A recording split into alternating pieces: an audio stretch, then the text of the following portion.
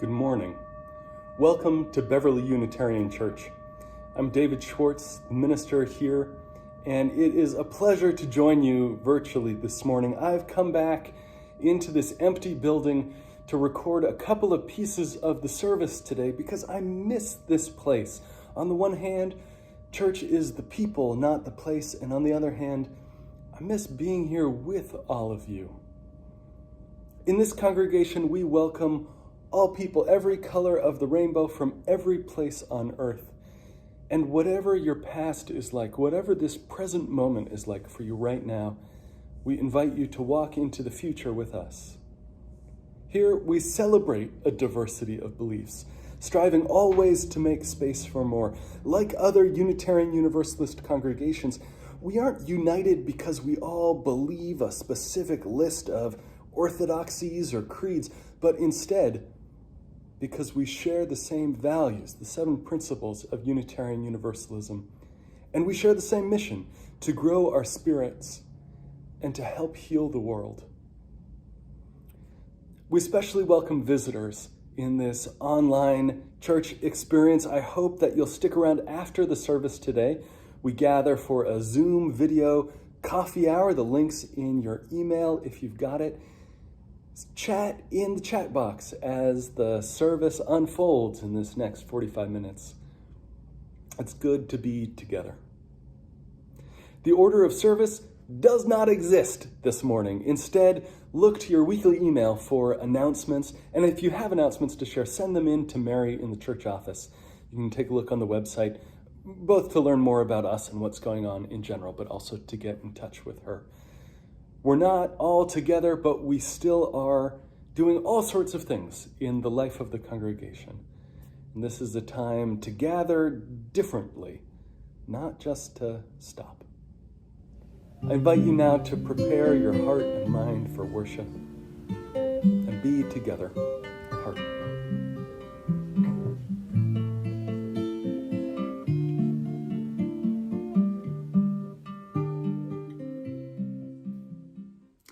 "800 years ago, the Jewish philosopher and rabbi Maimonides is said to have written that hope is the belief in the plausibility of the possible, as opposed to the necessity of the probable. Hope is the belief in the plausibility of the possible, that possibilities really could happen, as opposed to the necessity, the inevitability, the certainty of the probable, of the likely outcome. A belief in the plausibility of the possible. We are a people of hope, even when it's difficult. We're a people working to imagine a different way of being and live and act and be our way into that, individually and all together in the city and the nation and the world. We believe in the plausibility of the possible, even when it doesn't seem too likely. Our mission, my friend and colleague and mentor, the Reverend Victoria Safford, says our mission is to plant ourselves at the gates of hope. To plant ourselves right there at the gates of hope, not the prudent gates of optimism, which are narrower, not the stalwart, boring gates of common sense, not the strident gates of self-righteousness, which creak on shrill hinges. People can't hear us there. They can't pass through. Our mission is not to plant ourselves at the cheerful, flimsy garden gate of everything is going to be all right. Our mission, our work, is to plant ourselves at a different, sometimes lonely place, a place of truth-telling about your own soul, first of all, and its condition. A place of resistance and defiance. The piece of ground from which you see the world both as it is and as it could be, as it will be. The place from which you glimpse not only struggle, but the joy of struggle. That's the gates of hope, and we stand there beckoning and calling, telling people what we're seeing, asking people what they see through those gates. That's our mission, to be a people of hope. And it takes work. It's hard, and it is easy to lose that thread. Thank goodness, thank God, thank life itself that we are not in this alone, but together. And every time we lose that hope, we have the strength of other people to tell us what they're seeing. My hope is restored and strengthened and comes alive when I hear from you, from others, how they're doing and what they see. Join me in lighting a chalice for hope. We're people of hope, and that takes work. And work is hard, and that's okay. We join in the words of our covenant. Love is the spirit of this church, and service is its law. This is our great covenant, to dwell together in peace, to seek the truth in love, and to help one another. I invite you in the chat to greet each other with the brightness and sunshine of the spring that is finally here. Even if we don't get to all see it together, we all get to see it and we all get to be together.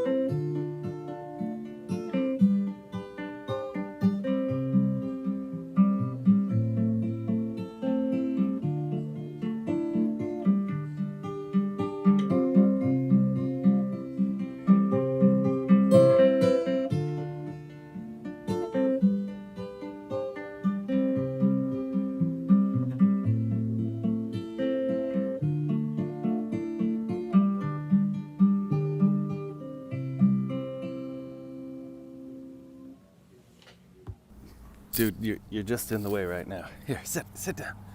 Oh, there you go, buddy. Oh, that's a good dog. It's springtime. Oh, Pilot, you sat on the book. The book is directly under you. Dude, the book is under your butt. Come on. There we go. All right, that was kind of successful. The book today is called Could Be Worse by James Stevenson. Pilot, could things be worse? Things are really nice right now, so they could be worse. Could Be Worse by James Stevenson. At Grandpa's house, things were always the same. Grandpa always had the same thing for breakfast. Every day he read the paper. And he always said the same thing. Could be worse. Grandpa, that awful dog ate this sofa cushion. Could be worse. No matter what. I got a splinter in my finger, Grandpa. Yeah, it could be worse. My bike has a flat and my sneakers have a hole and I lost my kite in a tree, Grandpa. Could be worse. One day, Marianne said, "How come Grandpa never says anything interesting?" "I guess it's because nothing interesting ever happens to him," said Louie. The next morning at breakfast, Grandpa said something different. He said, "Guess what? Last night, when I was asleep, a large bird pulled me out of bed and took me for a long ride. And dropped me in the mountains. I heard a noise. It was an abominable snowman with a huge snowball, which he threw at me. was stuck inside the snowball, which rolled down the mountain. It finally landed on the desert and began to melt. I walked across the desert. Suddenly, I heard footsteps coming nearer and near. A moment later, I got squished by a giant, something or other. Before I could get up, I heard a strange noise. A great blob of marmalade was coming toward me. It chased me across the desert until I crashed into something tall. It was like an ostrich and very cross, very annoyed. It gave me a big kick. I went up into some storm clouds, almost got hit by lightning, fell out of the clouds. This is not Grandpa's usual day. What? I know, he fell out of the clouds. He's gonna be okay though. Oh, excuse me, Pilot has to sit down. Sit, buddy, get down there. Yeah, there you go. That's not super helpful right now. And landed in an ocean. I sank down about a mile or so. I saw an enormous goldfish coming at me.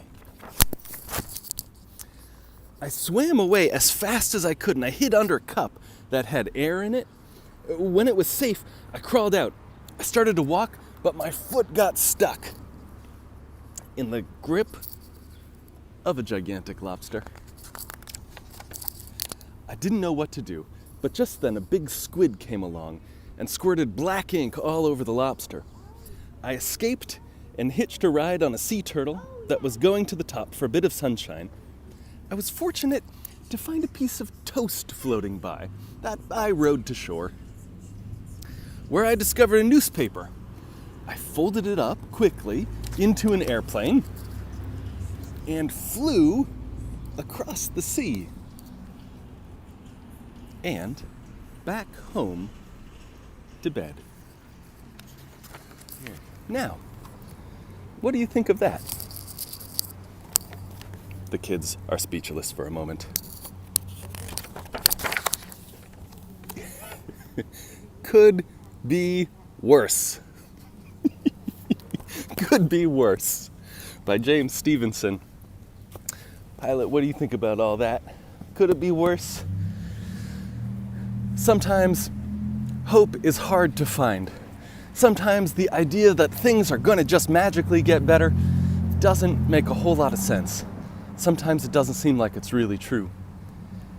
In those moments, sometimes what I say to my dog, to my kids, to my friend is, it could be worse.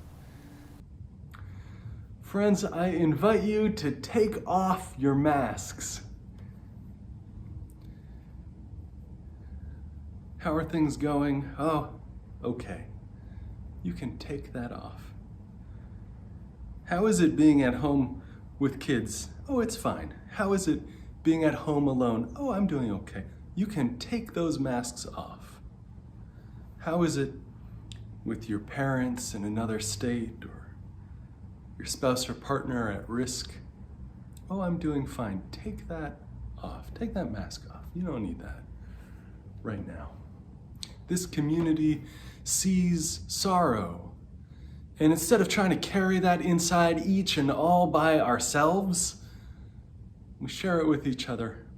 Make that burden a little bit easier, even just in naming it, make it easier. This community sees joy and celebration, and rather than hoarding that all to ourselves as if we would run out of celebration, we give that away too to each other.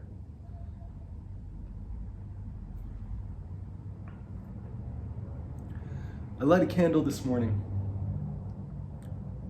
for everyone at home, for parents and caregivers taking care of people who aren't independent themselves, for those who are isolated and who are lonely. You're not alone, we're with you. A candle for everyone at home.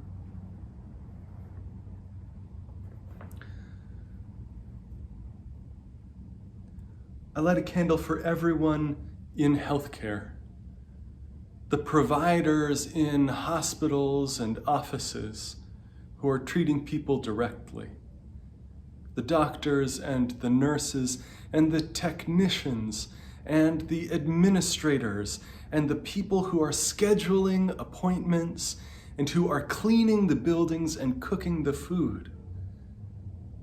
For everyone making that possible.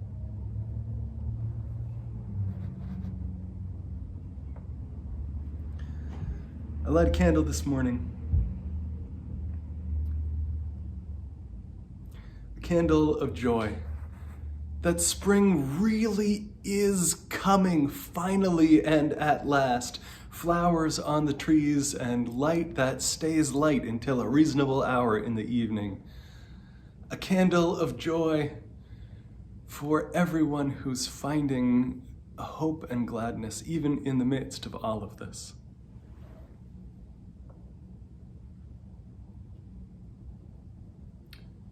I light a candle of sorrow for our losses. Not everyone will come through this time. Each of us has people we know who are sick or who are suffering, whether it's from this pandemic or not.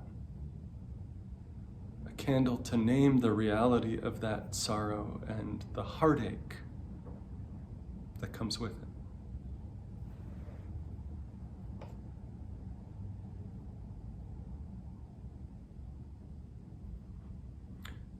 I light a candle of hope. Hope that the world on the other side of these days won't be the same world we left behind. This is a candle of hope for the future. This pandemic reveals the brokenness of the order of our world. It reveals the brokenness and the inequity that has always been there, but invisible to many of us. A candle of hope that the world we go back to is not the same world that we left.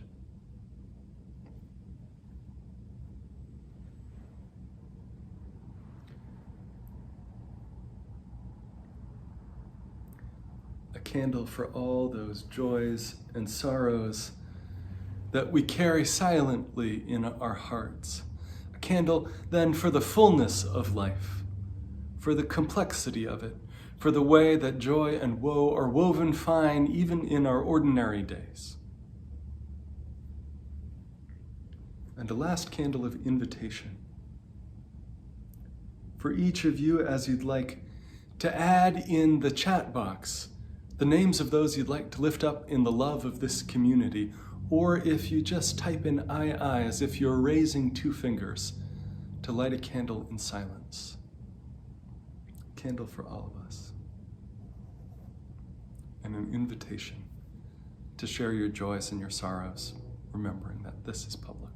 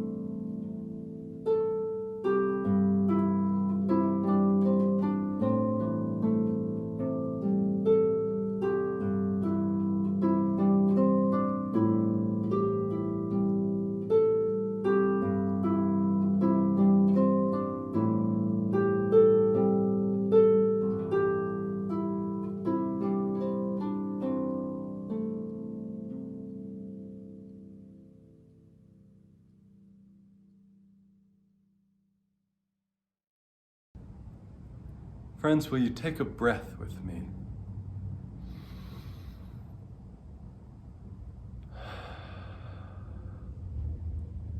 And another.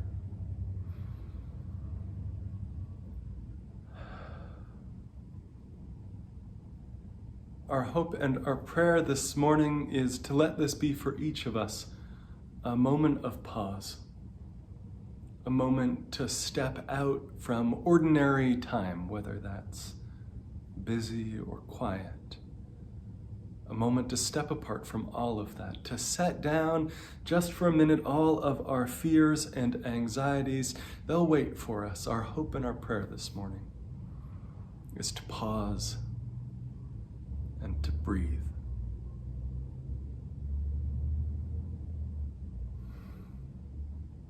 Will you join me in singing? My life flows on in endless song above earth's lamentation. I hear the real, though far off hymn that hails the new creation. Above the tumult and the strife, I hear the music ringing. It sounds an echo in my soul. How can I keep from singing? When tyrants tremble sick with fear and hear their death knells ringing, when friends rejoice both far and near, how can I keep from singing? To prison cell and dungeon vile, our thoughts to them are winging, when friends by shame are undefiled. How can I keep from singing? Amen. We need to mark a milestone in the life of the congregation, a milestone that starts tomorrow. You may already have seen the union signs going up, and tomorrow the scaffolding goes up and work starts on the repair and restoration of our historic building. We are at this moment through I can't even say it well enough, through the tireless, the incredible, the persistent, through the tiredness work of so many people on the task force. I want to lift them up: Adair Small and Amanda Price, Anna Carvlin, Chris Hoffman, Eileen Cleese, Francoa, Jacob First, Jean Hardy Robinson, Ken Small, Stacy Recht, Linda Lamberty, Linda Peterson, Mary Jo Viero at BAPA, and Dante Mosley at Beverly Bank, Roberta Chalmers, so many who have shown up for the meetings and jumped through every possible financial, organizational, logistical hoop that you can imagine jumping through in order to make it here. I have to think of new things to say, because for the last 2.5, almost 3 years now that I've been with you, again and again, what I've come to you to say is that moments of stress in a community are moments of fake fights and shorter tempers and less patience, and it is our community built through love and respect and relationships with each other that is the thing that is real and enduring no matter what happens with this building. For almost 3 years now, I have come to you to say, maybe we'll do this restoration and maybe we won't, but we'll be okay. And it is a privilege to come to you and say, we will do this restoration and we'll be okay. Friends, through everything that's brought us to this moment, which is by no means the end of all of the work, there is a road ahead of us still.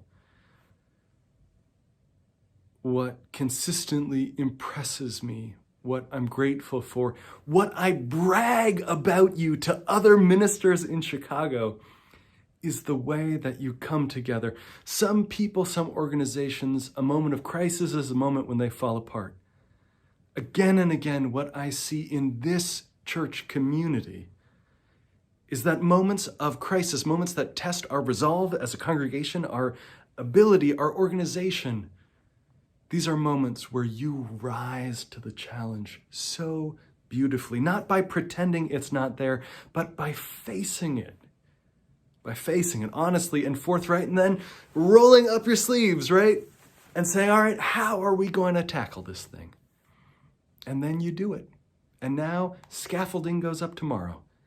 And a whole big crew of workers start disassembling stone by stone the turrets on our building and then putting them all back together, stone by stone. The work is not starting tomorrow. The work started 3 years ago, and you've been doing it this whole time. And it is really beautiful to see. It doesn't come without sweat, tears, maybe blood too. It comes from an investment of time, talent, and treasure. I'm grateful to be your pastor at this moment in the history of the congregation. This is one of those moments in congregational histories that shows up 50 years later.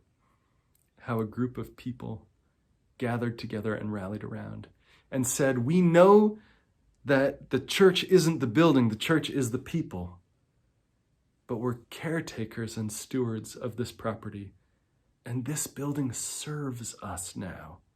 So we're going to do the right thing by it and take care of it. We're in the closing days of the pledge drive right now, the pledge drive that is the commitment of financial support for the congregation in the year ahead. I want to encourage you, whatever your financial situation right now, to make that pledge. It may be that you've lost a job, that your finances are changed, that things are at risk, and it needs to be less. There's no shame or blame or guilt in that. Submit a smaller pledge. That's fine. You're not any less welcome here because of that. It's not like printed on your name tag, not that we even have name tags right now. You belong here, period. And it may be that you're doing well, that you're secure. And what we've seen from so many folks who have made pledges already who are in that situation, which again, shouldn't surprise me anymore after being with you so long, is that people who have the means are stepping up to make it possible for all of us to be here and to stay here. So I want to encourage you, if you haven't pledged yet, make that pledge today. I want to encourage you to do this so strongly, I'm not even going to give you information about how to make a weekly offering. I'm going to say, no, go make your pledge. Go to the church website and you'll find the link there, or go to your email and you'll find information. Friends, none of us can do this life on our own. We're all in it together. And that's true in celebration, and that's true in mourning, and that's true for the high, sublime spiritual experiences, and that is true for the nitty-gritty details of fundraising and stonemasonry. Here we are, all together, all of us crew on this little ship of a church. My life flows on in endless song above its lamentation. I hear the reel, the far off hymn that hears a new creation. Through all the tumult and the strife, I hear the music ringing. It sounds an echo in my soul. How can I keep from singing? What though the tempest round me rolls, I know the truth it liveth. What though the darkness round me close, songs in the night it giveth. No storm can shake my inmost scorn, while to the rock I'm clinging. Since love prevails in heaven and earth, how can I keep from singing? Tyrants tremble as they hear the bells of freedom ring. When friends rejoice for far and near, how can I keep from singing? To these and dungeons vile, our thoughts to them are wing. When friends by shame are undefiled, how can I keep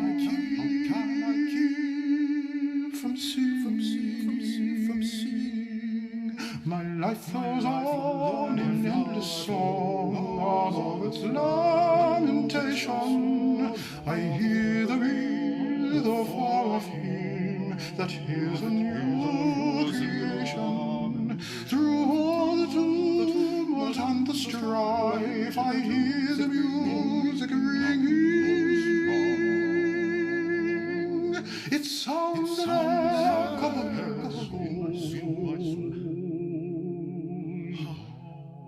How can I keep from singing? How can I keep from singing? How can I keep from singing? How can I keep from singing?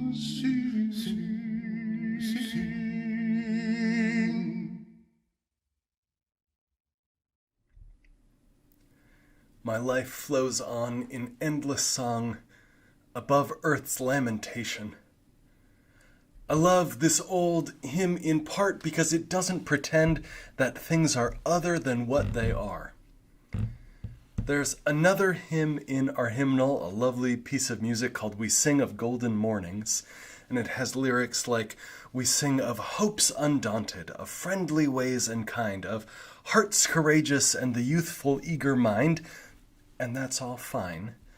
But right now, what I need to know, what I think we need to remember, is that our lives flow on in endless song, above earth's lamentation. And both of those things are true, the song and the lamentation. Right now, what I need to know and be reminded of, and maybe you too, is that the tempest round me roars, and the darkness round me close, and no storm can shake my inmost calm, when to the rock of love I am clinging, when I hold fast to that foundation. Pete Seeger, the folk singer and Unitarian Universalist who popularized the song, wrote that if there's a world here in 100 years, it's going to be saved by tens of millions of little things. The powers that be can break up any big thing they want. They can corrupt it or co-opt it from the inside. They can attack it from the outside. But what are they going to do about 10 million little things that break up 2 of them and 3 more like them spring up? That's hope. That's what human-sized, human-scale hope looks like. 10 million little things.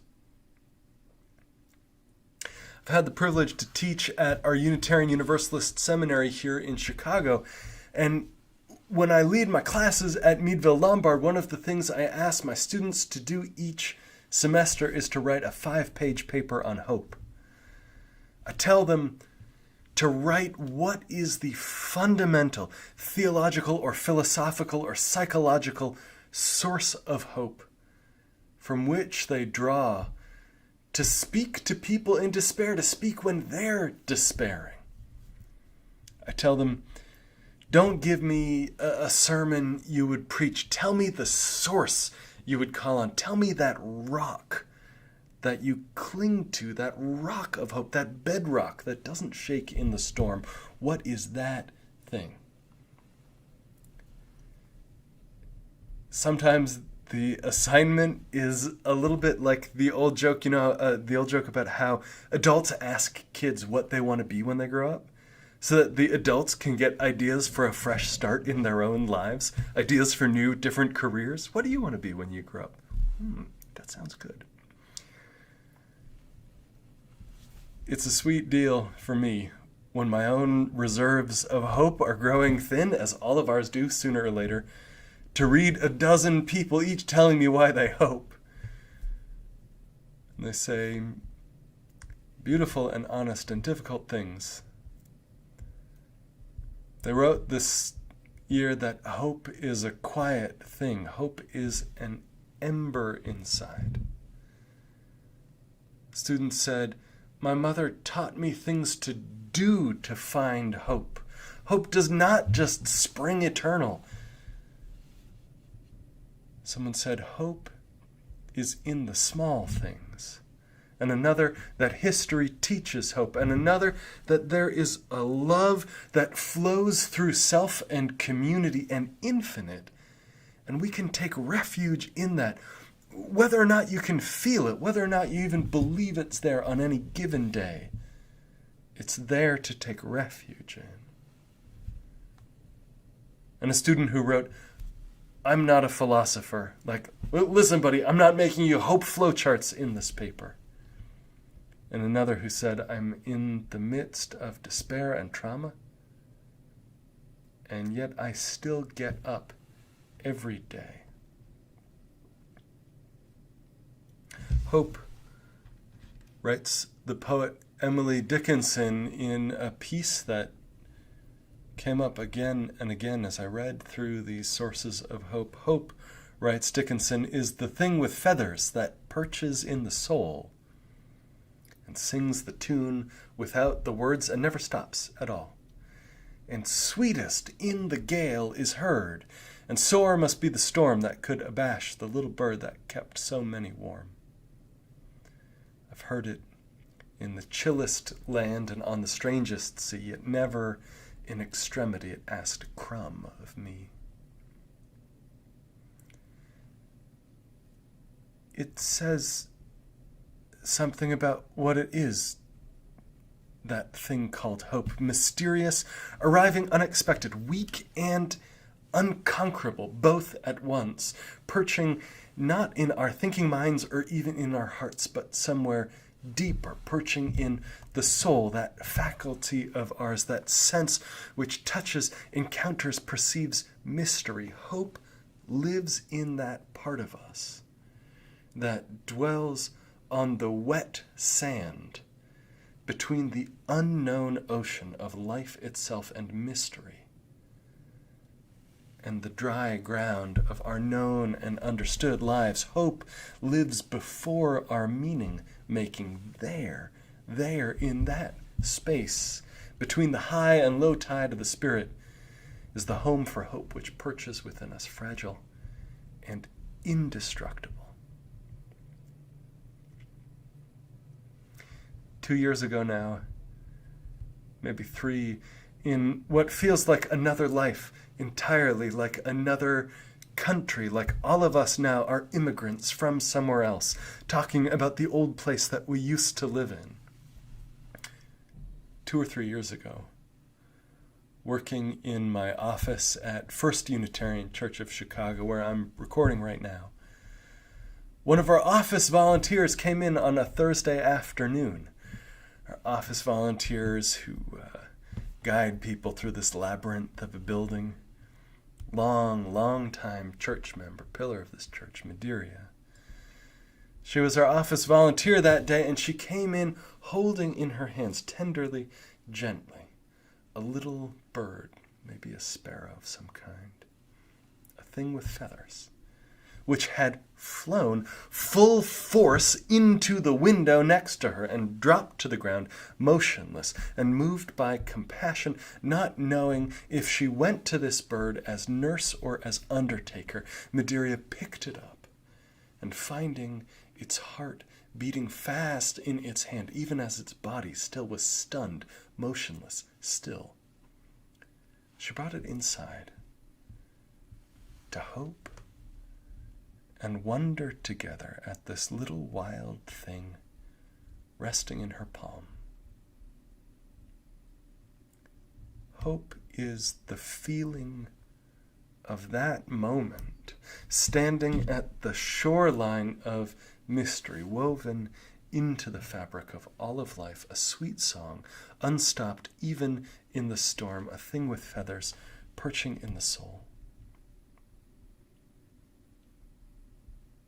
And she took the bird back outside again and put it under a bush to hide it, hopefully, from the hawks. And when we went out later, it was gone.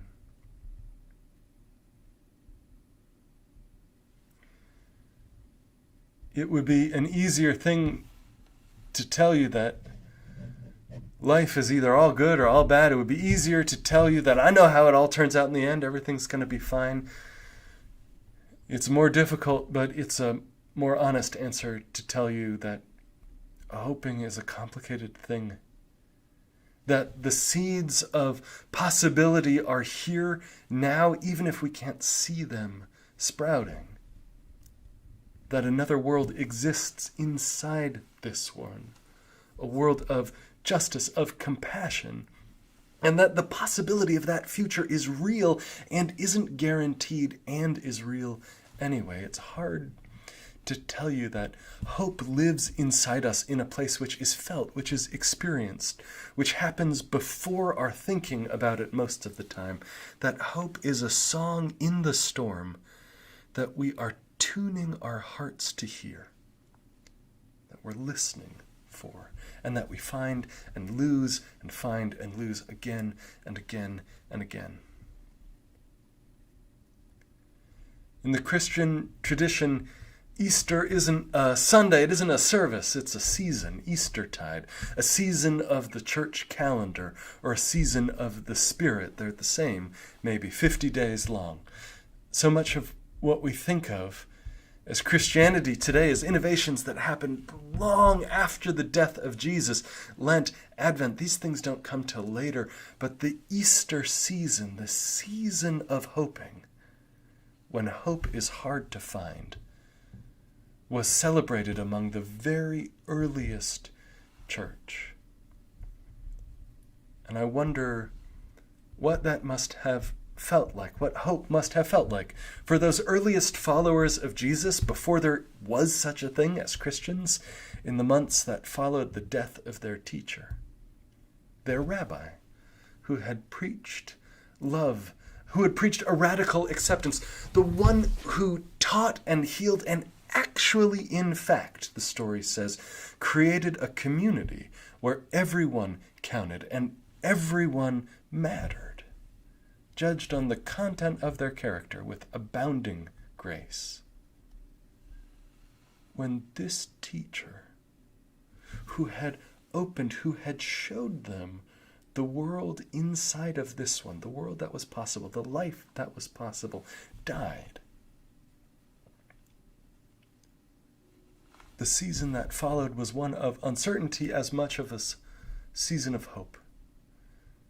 These people knew another way of living and life was possible, knew that like a nesting doll there was inside of us and this life a world founded and rooted and growing from compassion and community.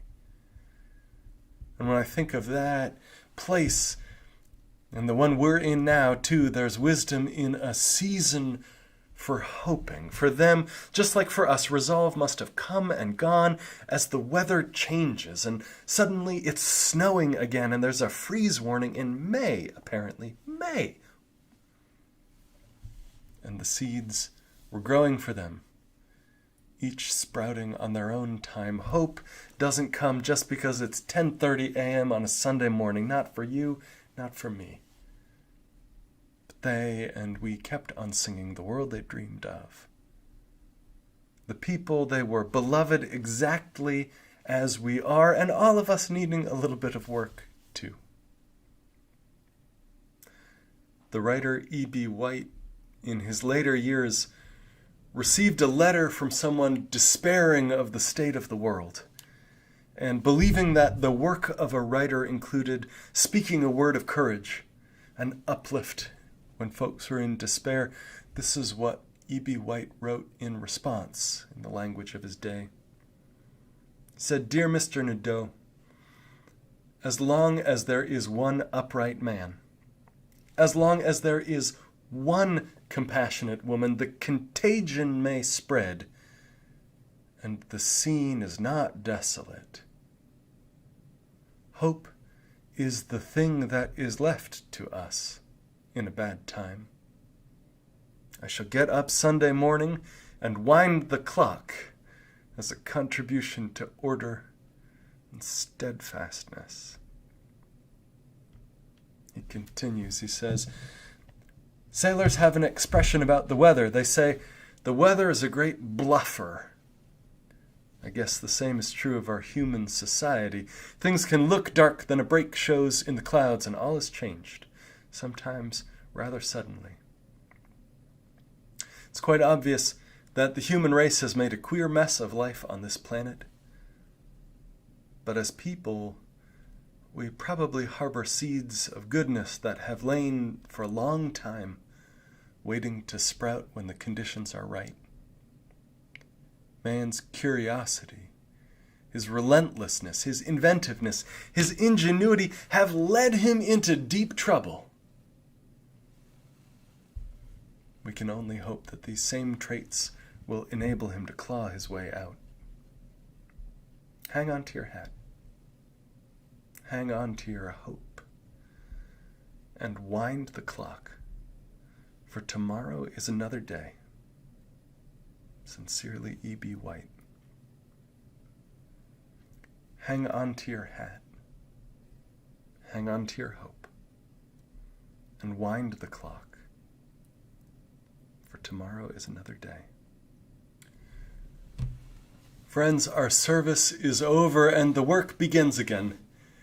To be a people planted by the gates of hope, speaking a good word each to the other, telling what we see and asking what you see. Our service is ended, and our work begins again. Go in peace, and amen.